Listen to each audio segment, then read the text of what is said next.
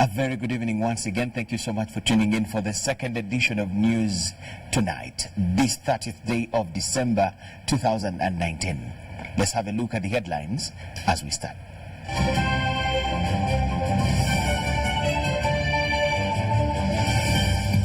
President Museveni received special message from Burundi leader Pierre Nkurunziza.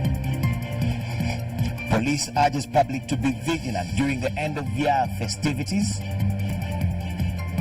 U.S. attacks Iran-backed militia bases in Iraq and Syria. While Magogo promises big for football development in Uganda.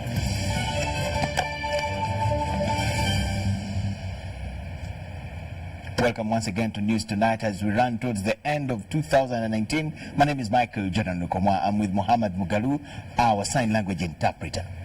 In our first story tonight, President Yoweri Kaguta Museveni has received a special message from President Pierre Nkurunziza of Burundi.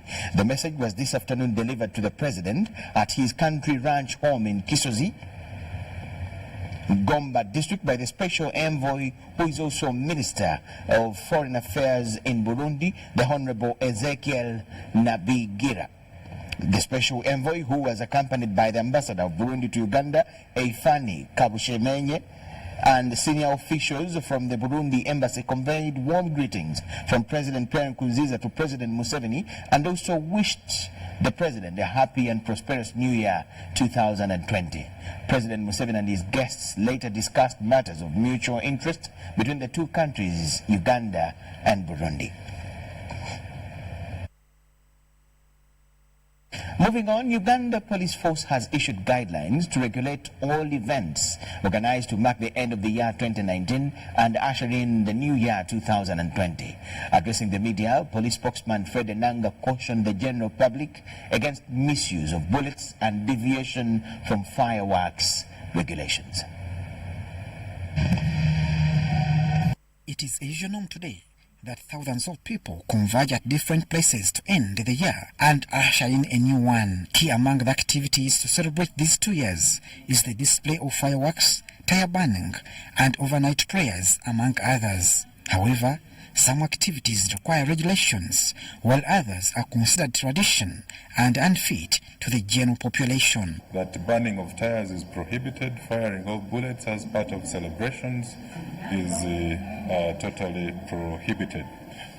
So only contractors who are licensed under the Explosives Act shall display fireworks following the standard fireworks displays. The Uganda Police Territorial Commanders are ordered to inspect the observance of guidelines regulating events arranged at places of worship and other recreation centers. We are supposed to work with our counter-terrorism units.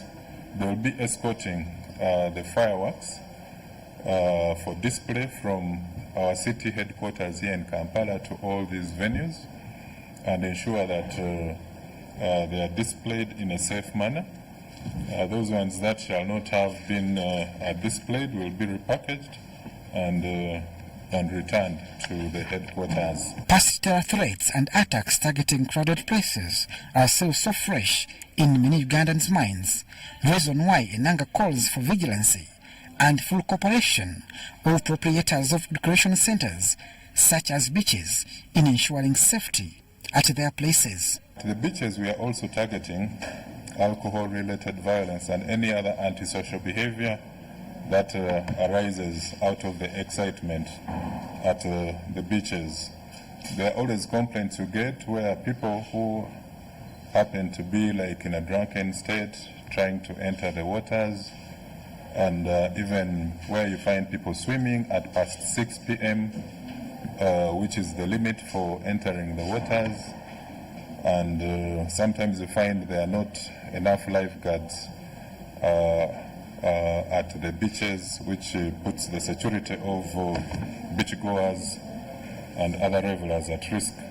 Meanwhile, police has given highlights on the recent raid it conducted targeting phone and motorcycle dealers. Established that out of that operation, 885 phones that we had recovered in that operation had used SIM cards an additional 748 phones had invalid IMEI. All those that had this invalid IMEI, that means that these are phones that are illegal and not authorized for use in our country, Uganda. That means that they are fake, actually fake phones that you cannot even track because they don't have the development. Out of the 140 suspected stolen motorcycles, the 18 motorcycle frames, 20 engines, and assorted spare parts that we recovered. We got details from URA on 125 motorcycles. Police has called on the general public to be vigilant about personal security as they celebrate completion of 2019 and usher in of 2020. Abdul Nasser Luwama and Lydia Chomkama for UBC News. Veteran politician and founder president of the Forum for Democratic Change, FDC, Dr. Kizza Besigye says there are ongoing talks among opposition parties to have a single candidate to contest against incumbent President Yoweri Kaguta Museveni in the coming general elections of 2021. Besigye believes that a single candidate will curb on a possible election rig and increase opposition chances of winning. He revealed this during his end-of-year address at his residence in Kasangati, a Kampala suburb. Philip Aguta has the report. What many analysts have pointed out as one of the weaknesses of opposition parties might this time around be given a trial if the plan to have a single opposition candidate against incumbent President Yoweri Museveni is anything to go by as Uganda heads to the polls next year. The activists for change on how to manage candidates in the next elections. And yes, we think that we should have a unified candidate, and we are working towards that, having a unified candidate. During a press conference at his residence, Dr. Besigye called for a united opposition and blamed divisions among opposition parties on some wrong elements with no political focus and ambition. And that's why this push I'm talking about must be a push of all of us, whether you are people, government, people, power, DP, CP. We want to galvanize, to be able to work all of us together to make sure that we all achieve our rights.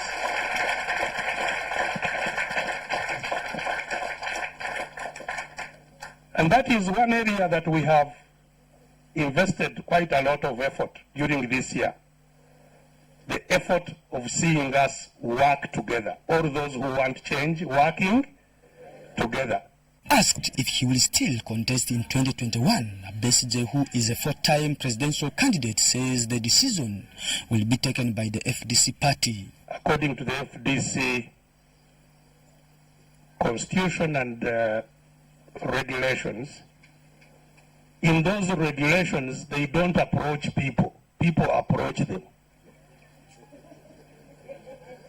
to become candidates. Yes. You get to be nominated, you look for people to support you, you present your nomination, you fulfill the qualifications, they check to see that you have fulfilled the qualifications, then you become a nominated candidate for a flag bearer. So I don't expect that any people will be approaching me. Will I be approaching that process? That should be left to me. While commenting on the outlook of 2019, he described it as a gloomy year characterized by murders and recent disasters where many lost their lives. He, however, commended the courts of law on landmark rulings, including that of throwing out 6 MPs based on non-existing constituencies. But there was also a ruling which pointed out that 6 elections had been held when they should not have been held. That there were no constituencies in which to compete.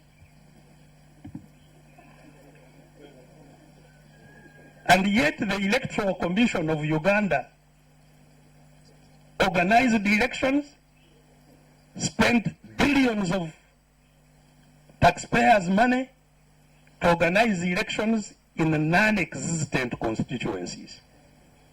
Besigye and FDC, who declared this year as the year of action, says the party has performed to the expectations, like building the party structures up to the village level, thereby giving them hope for next year's elections.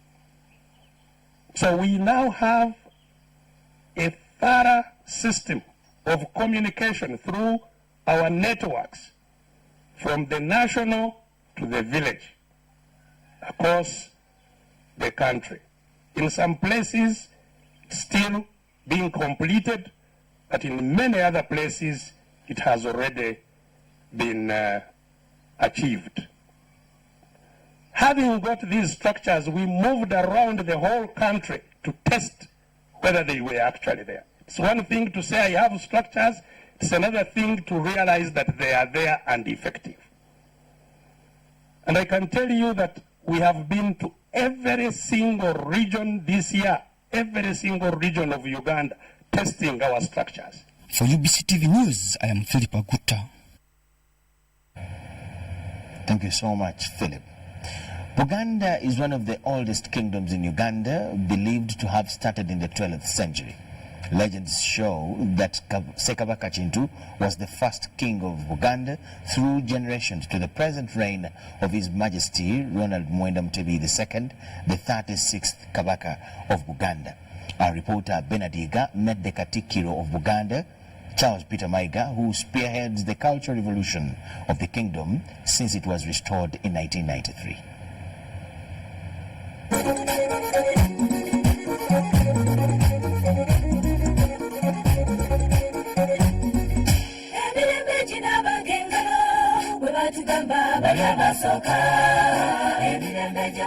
July 31st, 1993, Uganda Kingdom was restored. It is a memorable day when the then Sabataka of a nearly defunct kingdom, Ronald Muwenda Mutebi II, was coronated His Majesty the Kabaka of Buganda Kingdom at Nagalabi Buddo in Wakiso district.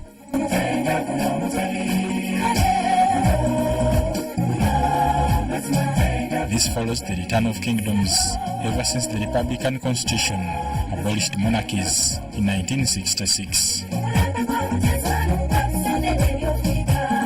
The kingdom lay inactive with loss of norms and values that identify the people of Buganda, one of the remarkable monarchies in the Interlacustrine region. 26 years ago, Kabaka Ronald Muwenda Mutebi II has restored the glory of the kingdom.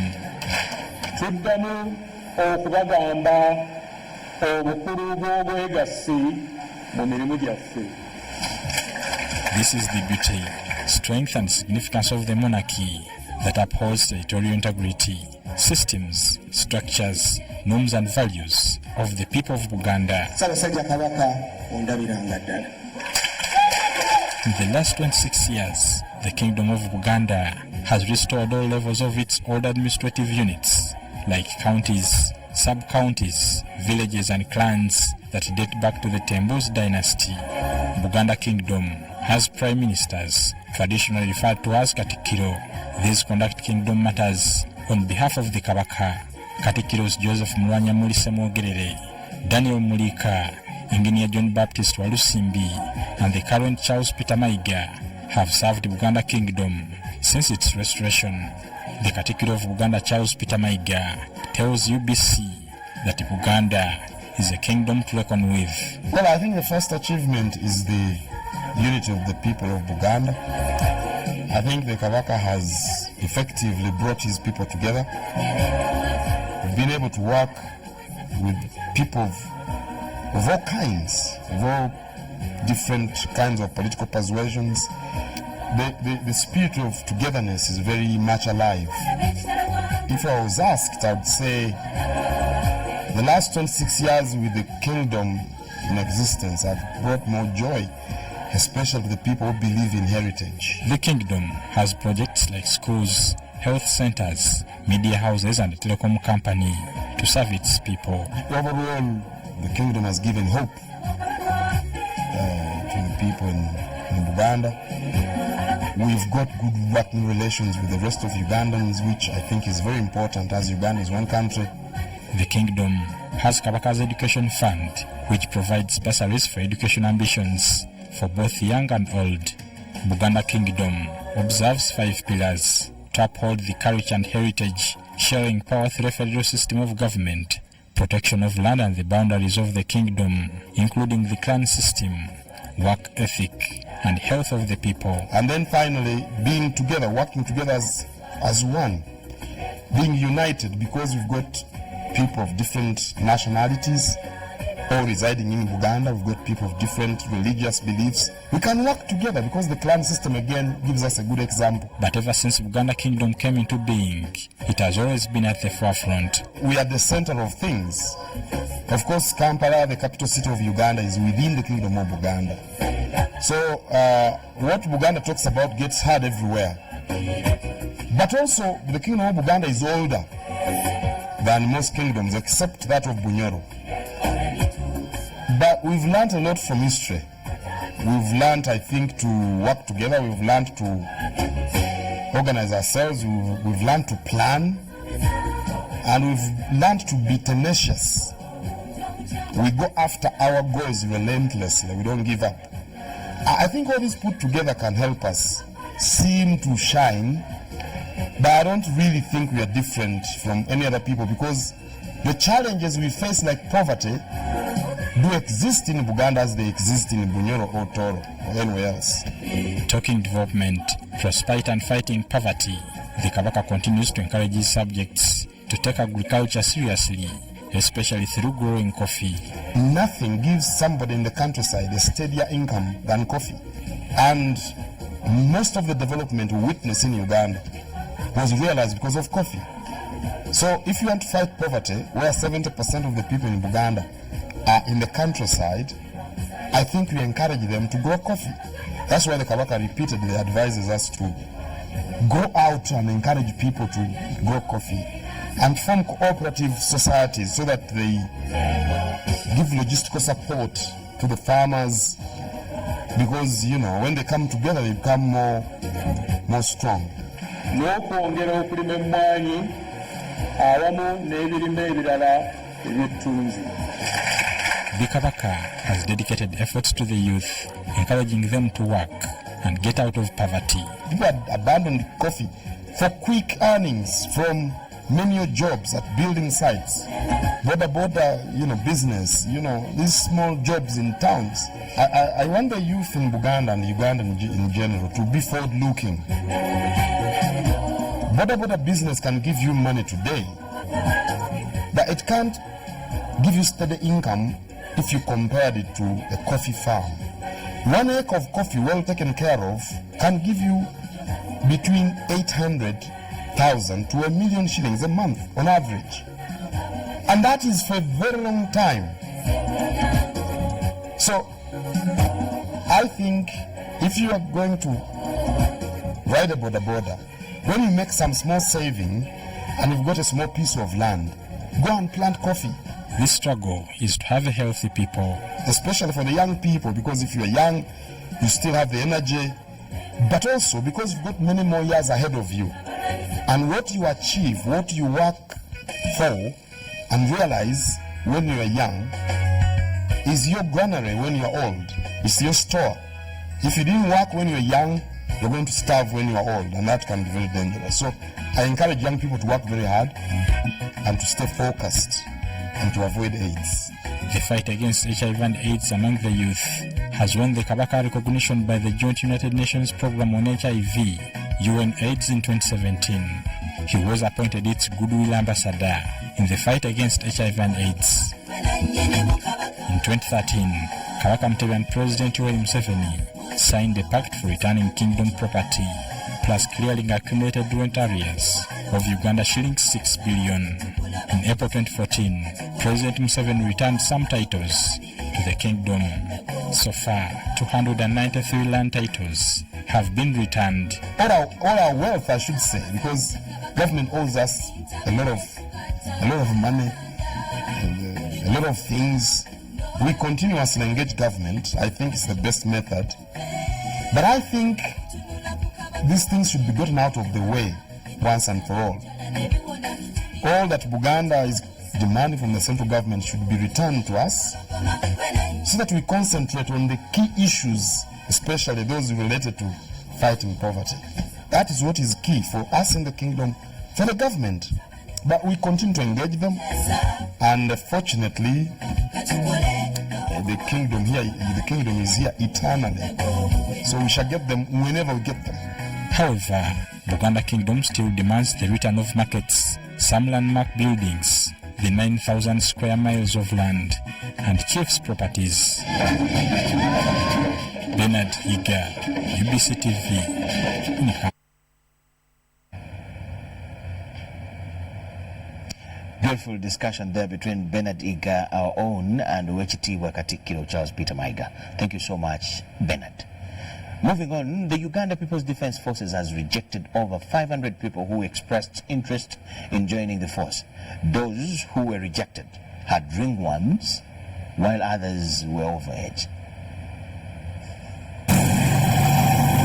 The UPDF has rejected over 500 recruits in the districts of Yende, Kamuli, and Kalilo over age, dental family problems, and ringworms. Most of them were disqualified because of grades, because like senior 4 were taking first grades. In the first place, we were taking first grades, and thereafter we eliminated anyone with the 9. Then we took the second grades. We ended just in the second grade. Anyway, that is for senior 4. Then for the A levels, 2 principal passes. For the other professionals, we are taking mechanical engineers at the degree and the diploma level. The spokesperson, Team 5, Lieutenant Colonel Michael Obo, while speaking to the media at Kamuli Youth Center, noted that the turn-up was overwhelming, only that many of the recruits were rejected due to overage and ringworms. We have hit the target. We had so many from whom to pick, and we were able to pick the numbers that we needed. By the look of the numbers that we have now and the average medical estimates, we know that we are going to pick the specific numbers that we have. Those are the projections in terms of, like, say, disease prevalences and so on. Is something that guided on the initial numbers that we took for the physical exercise, physical test, and now they are going for the medical. Obo noted that they were still going ahead with thorough screening of documents and national IDs, saying those with unclear documents will be kicked out. Adiana Kute, UBC.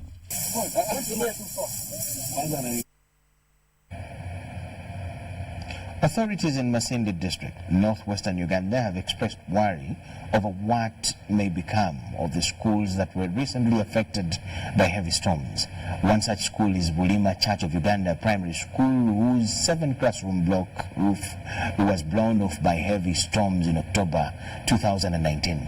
The Deputy District Education Officer Masindi, Adolf Kato, says that the district is financially constrained to make any interventions.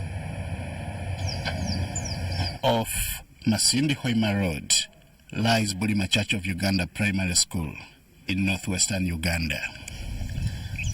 The messages are welcoming and educative, but like the adage goes, the devil is in the detail. The written messages in the compound do not reflect the current state of the school, whose fate now hangs in balance. Trees are in place and weather stations are in plenty. But none of these could stop the storm that nearly rendered this school worthless. Our school was struck by a violent storm which left most of the school buildings destroyed. So from that day, we got confused. The following day, we called the management meeting and the PTA. We had a joint PTA management meeting. Requiring almost 1 billion shillings to repair is a worry that all concerned people share, including parents. Kisomero kyali kiretreze kwa muyaga mwingi n'enjura nyingi ogunugwa kikambwire kwa ekyatera munamani kikaba kyamaana kiyaga muno hamuna enjura nyamwingi gali mazima abaana tukubatwara tutwine kiokora abana tibajja kusoma ni baterwa enjura nebisiika mbiyo ebindi bikusobola n'okubateera.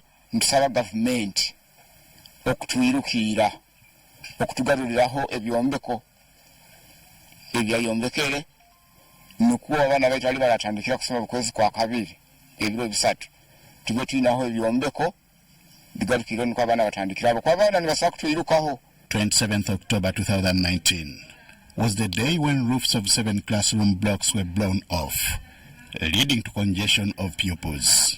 And it happened during the time of PLOE. We had to shift our pupils to other rooms, other nearby places to make sure that they sit for their exams. It is very unfortunate, and as a district, at the moment we don't have that money of disaster preparedness because the budget is based at the office of the Prime Minister, where there is a Minister of Disaster Preparedness. Unfortunately, this happened at a time the district had drafted and submitted its budget proposals with no room for addition of emergencies. This is the reason why the already financially constrained district officials want government to intervene as the day for schools' first-term reporting draws nearer. But we are very sure, because the ministry required the updates of every district, we have done that. So we are very optimistic that we shall have assistance from the ministry. You will agree with me, if there is no action taken, we have around 1,000 plus children, and next time you are going to come here and you file the enrollment below even 1,000, far below 1,000, because many of them have started running out. Others don't want to come to school. Why? Because when they come to the classes, they are showered by rain. Other schools affected by the disaster in the district are Kibibira and Kabango primary schools. For Bulima, about 634 million shillings is required to reconstruct the school buildings. Henry Okorut, UBC. In Takajunge village, that is Nama sub-county in Mukono district, the residents have burnt to death an unidentified man over allegations of stealing a cow together with two others who are still alleged. The suspects ran into a sugarcane plantation which forced the angry mob to also torch it. Police in Mukono district is on the hunt for two suspects allegedly pinned for stealing a cow. This follows a public outcry by residents of Mukono who decried loss of their animals from their villages. Mubisha Steven wa miaka 25 Munyarwanda akedde nga anoonya ente eyo n'akwataganako n'abasirikale b'emmetta abakuuma ebikajjo bino. Bwe basobodde okugoba ababbi bageze batuukako munda mu bikajjo nga basaze ente eyo. Ente ya kilo nga 3 ekyamazima nga bagisazeeko omutwe ne badduka. Waliwo abakulu abakwatibbwa abasuubirwa okubanga babbye ente. Ente tubasanze nayo era omuye abatuuze bamusedda bamukumyeko bye bayidde. Tufunye amawulire agamba nti bali basatu, ababiri bakyali mu kikajjo tubayigga, omuye bamusedda n'ente erabiddwako. It is believed that the suspects were arrested slaughtering the cow in a sugar plantation. They, however, vow to deal with those involved in this negative vice. The chairperson, Nama Sub-County, Elisa Sebare, said, as a village, they have encountered a number of cases of theft and vowed to work with police to hunt for criminals. Gomboleno bagibbe ebisolo buli lunaku, bagibbe enkoko buli lunaku, amayumba gamenyebwa buli lunaku.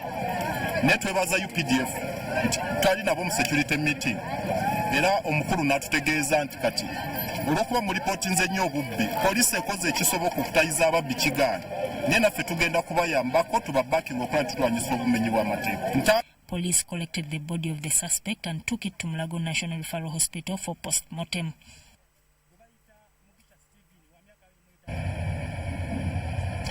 Death has been registered at Masaka Hospital after a driver of an ambulance registration number UAW741 lost control and knocked the veranda of the hospital.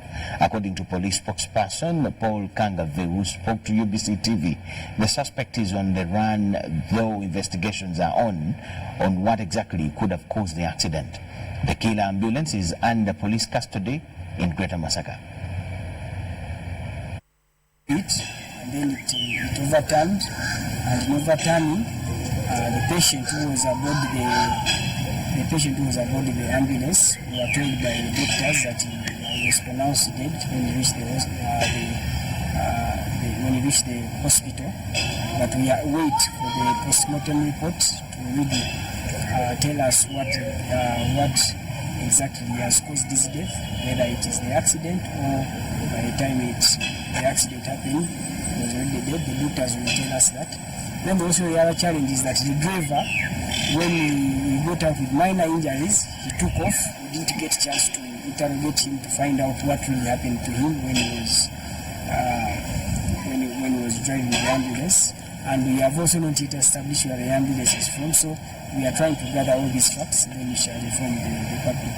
Yes, the cause of the accident is we suspect that the driver must have maybe miscalculated the turn, or because when you hear the eyewitnesses, they have very many stories to tell. Others saying that they had the tire bursting, others say that he knocked the pavement. So for us, we think that it might have been a slight slip from the driver that made him lose control of the vehicle, and that's what caused it to overturn. Pastor Muyingo Moses has urged Christians to usher into the new year with prayer to the Almighty for guidance and peace. We achieved because there was a bill which came. They tried to bring a bill of taking pastors and prophets and apostles to learn, and yet the Holy Spirit is the one who teaches us how to preach, how to pray for the people. So we've achieved as Pentecostal churches that bill. We fought with that bill until the Lord enabled us to make a bill to come down. So that's first of achievement as Pentecostal churches. Second achievement, as Uganda, I've seen roads.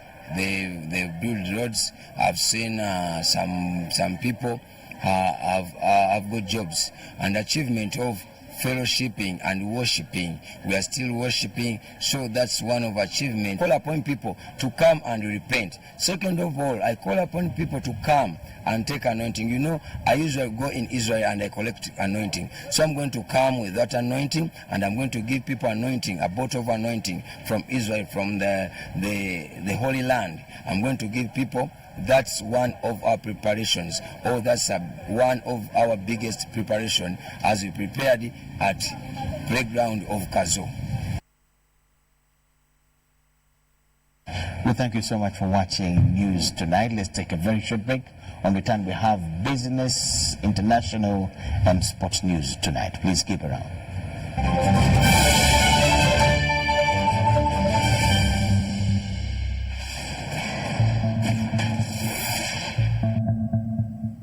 Hi, I'm DJ Drogba. On average, almost 250,000 people die on the road in Africa each year. As a proud African, this breaks my heart knowing that so many deaths could have been avoided. So when you're on the road, follow these safe steps and help save lives. Multitasking whilst driving is dangerous. Never take your eyes or attention off the road. Keep both hands on the steering wheel at all times. Don't eat or drink. Leave your mobile phone alone. Keep the music down. And stay focused. So when you're on the road, follow these safe steps and help save lives. We all have a role to play in road safety. Together, let's make Africa's road safer.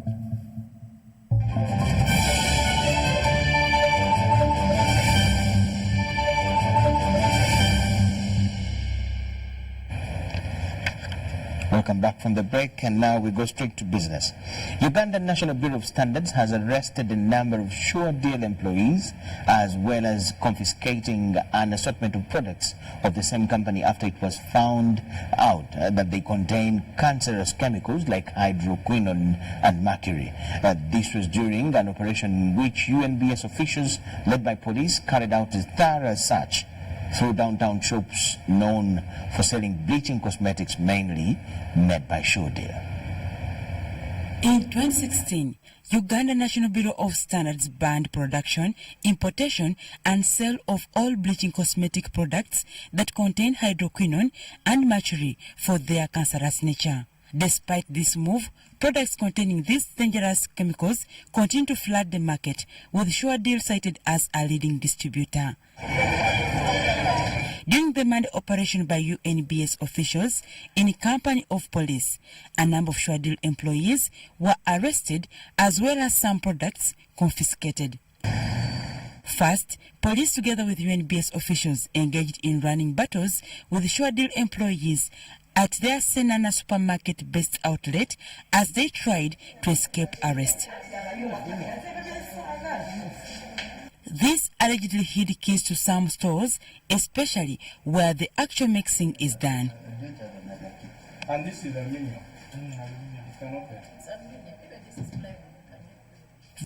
Victoria Namutebi, UNBS's public relations officer, justifies the operation saying Suredeal products were found containing cancerous chemicals like hydroquinone. So an unsuspecting client will use the product not knowing that they're using a harmful ingredient of hydroquinone which is within the Vaseline.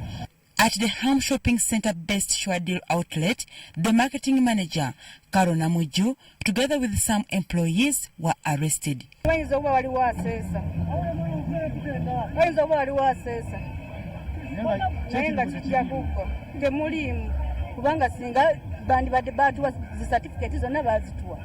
According to UNBS's publicists, Victoria Namutebi, the suspects will be dealt with in accordance with the law. Namutebi also cautioned the general public against using bleaching products, especially those with hydroquinone and mercury. Over or long-term exposure to hydroquinone causes cancer. It also irritates the eyes. It can cause redness of the eyes and also open sores. It should be recalled that early this year, court found Suredeal proprietor guilty of illegally mixing dangerous chemicals in her products, and as such, she paid a court fine as well as pledging never to do it again. But as the saying goes, old habits die hard. Dorcas Kimono, UBC TV News.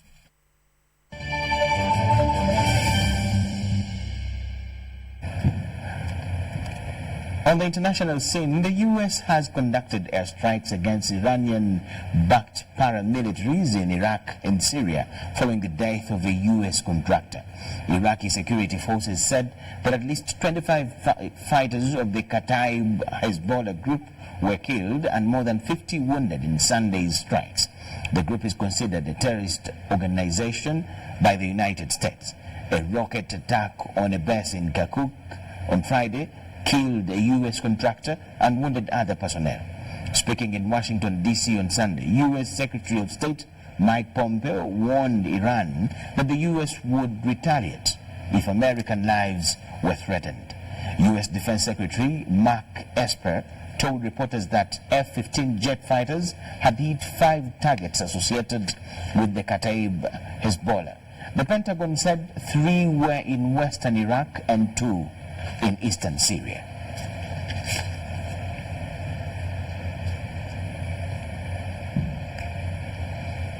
Straight to the world of sport, Federation of Uganda Football Associations, that is FUFA, is targeting a massive 2020 with various innovations that are aimed at improving the state of the sport in the country. All that is planned to live the dream was contained in an end-of-year speech by the Federation President, Moses Magogo. As an individual, Federation of Uganda Football Association's President Moses Magogo is coming off a torrid year. He officially became the first FUFA president to be indicted by the international body on charges of illegal resale of World Cup tickets. This cost him 2 months out of office and close to 37 million shillings in fines. So this is not true, and we go on record to say there are no free tickets, there are no discounted tickets. Anybody saying this is either talking out of ignorance or out of malice. 2, these tickets are not meant for Ugandans. They are meant for Ugandan football stakeholders. There's a difference between the two. They are not meant for Ugandans. They are meant for Ugandan football stakeholders. And it's true that some Ugandan football stakeholders are not Ugandans. I'll also go on record that there are Latin Americans, there are Indians working with Airtel, whom we have provided tickets through these means. And it's on record. So anybody who says they are Ugandan, their tickets meant for Ugandans is also not correct. That, however, doesn't deter his vision for the sport, with the sights on better in 2020, with the biggest beneficiaries to be the most important stakeholders, the players, through an insurance policy. Starting 2020, FIFA will provide medical insurance to 400 players of the Uganda Premier League by AAR, such a reputable insurance. This medical insurance is that the players will be issued with their cards and they will be able to walk into any AAR supported health facilities that are over 800 scattered all over the countries, including all of the major hospitals around. It is a fully paid medical insurance. The players will not pay anything. And what is covered includes all forms of sickness outside the injuries. They include injuries obtained while performing their trade or while living their lives. There is compensation for permanent disability. We are aware that the trade of the players could end up into permanent disability to perform their trade. Magogo urges Ugandans to avoid politicking and rally behind his causes that include further success on the continent and beyond. With many soccer academies in place, he calls for a streamlined process to enable Ugandan players consume what's good for their future. We are analyzing the challenge of our Ugandan players signing for international clubs but failing to maintain their positions at such clubs, and up to now failing to break into the top 5 leagues in the world is still a challenge to us as football, and we believe we must find solutions. With help from various FIFA grants and government, he aims to consolidate the infrastructure gains by the Federation with focus on fields in the future. In the area of infrastructure, like I said, we will concentrate on making Kadiba usable state in 2020 and also mobilize commencement of the FIFA Stadium in Lugazi. We will also consolidate our efforts on having the regional playgrounds commence, and we intend to engage government on matters of sports infrastructure and the policies of public sports facilities, creation and maintenance.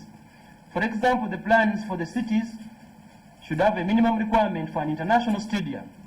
We also intend to engage government on matters regarding private sector support to construct and provide sports facilities. And also in 2020, FIFA will occupy its state-of-art premises that have been completed. Uganda targets qualification to the 2021 AFCON and awaits a favourable draw for the 2022 Football World Cup in January. John Barnes, Sentamo, reporting. Yes, as the year ends, we come to learn that there is a difference between Ugandans and Ugandan football stakeholders. Meanwhile, Pool Association of Uganda has assured Ugandans of a quality Kampala Open Pool Championship that gets underway this Saturday at the Arena Bar and Grill.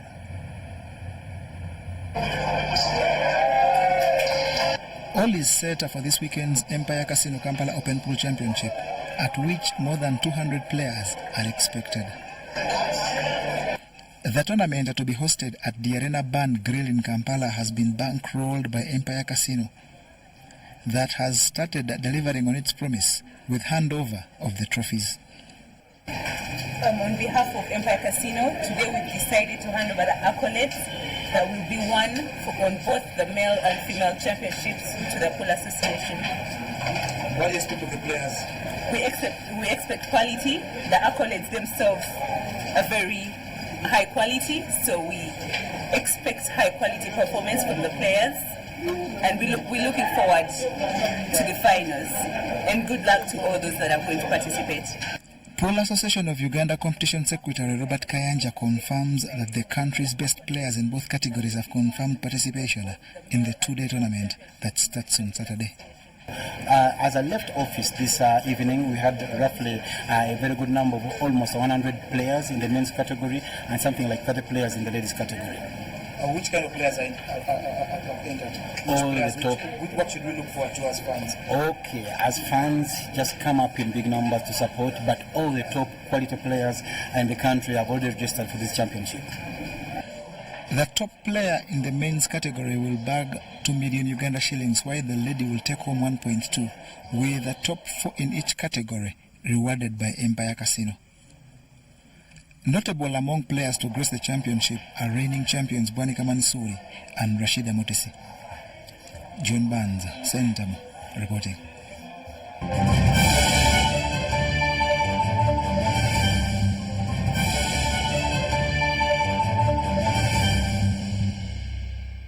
Sports news bring us to the end of all we had for you tonight. Thank you so much for watching. Let us wind up with a reminder of the headlines.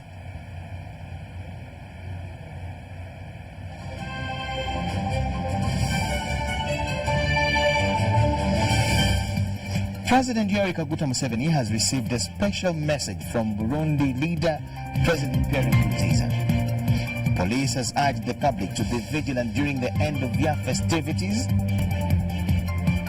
The U.S. has attacked Iran-backed militia bases in Iraq and Syria, while FUFA President Moses Magogo has promised big for football development in Uganda come the year 2020. Yes, once again, thank you so much for watching. As we come towards the end of the year, please get prepared, draw your plans, and assess how much you have done in 2019. As for UBC TV Newsroom, we have done a lot. You can even watch your screen and make the assessment yourself. My name is Michael Jordan Lukuma with Muhammad Mugalu and the whole team here. Happy New Year. We only have tomorrow. Bye-bye.